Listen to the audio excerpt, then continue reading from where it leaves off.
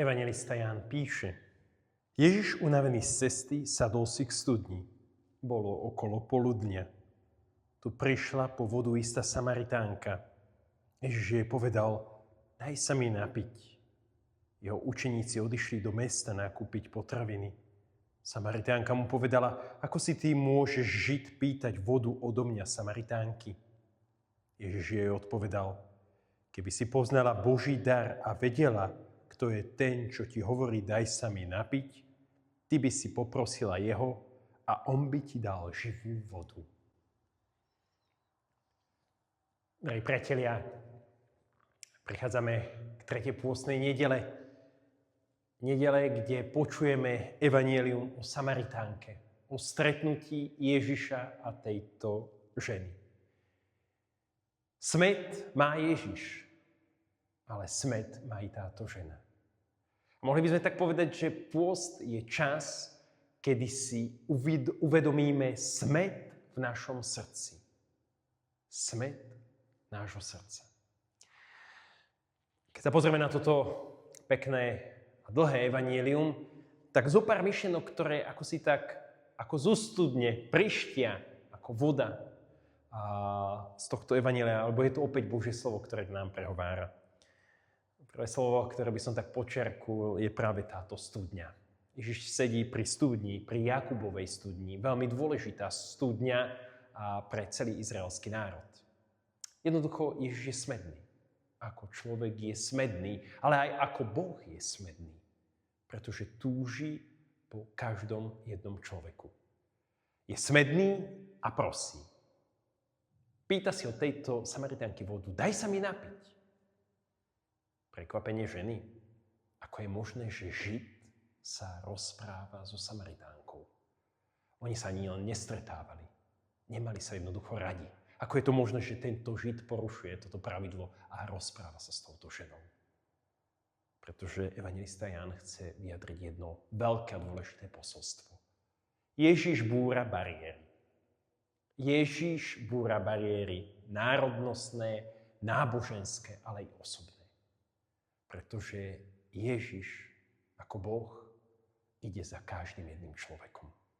Túži po každom jednom človeku. Túži sa stretnúť s tebou, so mnou, s každým jedným z nás. Ide k nám Ježiš. A toto je veľmi dôležité. Aj teba chce stretnúť. Aj po tebe túži, aj po tebe má smäd. Prichádza tu iná voda, ako je voda vo studni. Je to živá voda, o ktorej hovorí Ježiš, ktorý chce ponúknuť túto vodu tejto žene. A hovorí, kto bude piť túto živú vodu, nebude smedný. Žena to však nechápe a preto hovorí Ježišovi oprávnene: Daj mi takejto vody, aby som tu nemusela chodiť. Avšak realita je tá, že voda, o ktorej Ježiš hovorí, je voda života. Voda milosti, voda Ducha Svätého. Voda, ktorá jediná dokáže naplniť naše srdce. Totižto každý jeden z nás, každý človek túži po láske, po prijatí, po šťastí, po mnohých skutočnostiach v živote. Ale nič na svete nedokáže úplne naplniť ľudské srdce, ako je Pán, ako je jeho živá voda. Po tomto dialógu vieme veľmi dobre, že začína dialóg, kde Ježiš chce vzbudiť v srdci tejto ženy a aj v srdci každom jednom z nás pravdu o nás. Pretože Ježišovi ide o vzťah.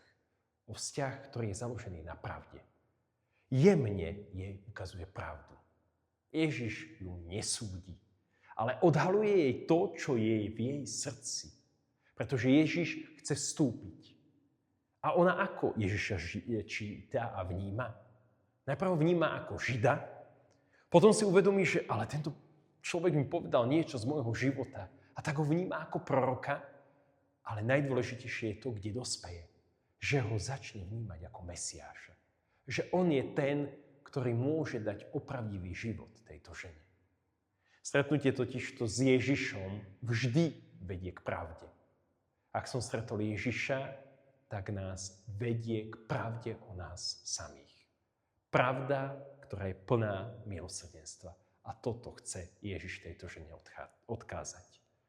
Čo je zaujímavé, že z tohto stretnutia pravdy, keď jej odhalí to, koľko mala mužov a ten, ktorý je teraz s ňou, že nie je jej muž, ona pochopí, že tento človek je naozaj Mesiáš. Nechá tam džbán a uteká do dediny, aby toto ohlásila. A preto by sme mohli povedať, že táto žena je jedna z veľkých misionárok Ježiša Krista.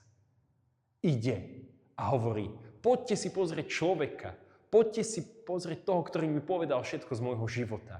Poďte sa pozrieť, lebo toto je ten Mesiáš, ktorého očakávame. A mnohí z tej dediny uverili v neho. Je to už raz tak. Ak si raz stretol Ježiša Krista, nemôžeš si ho nechať pre seba. Ak sme stretli Ježiša, Ježiš sa skrze nás chce dať ďalej. Chce, aby sme my sami boli misionári. Drahí priatelia, Ježiš ponúka živú vodu. On sám hovorí, ja som živá voda, ktorá môže jediná naplniť tvoje a moje srdce. Túžme po tejto vode. Túžme prísť k studni, kde sa táto živá voda nachádza. To je naša modlitba i počas tohto pôstu.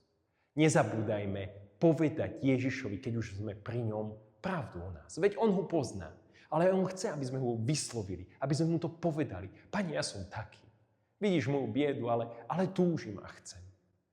A na záver, keď už toto zažiješ, nezabúdaj sa deliť o túto skúsenosť, o svoju vieru.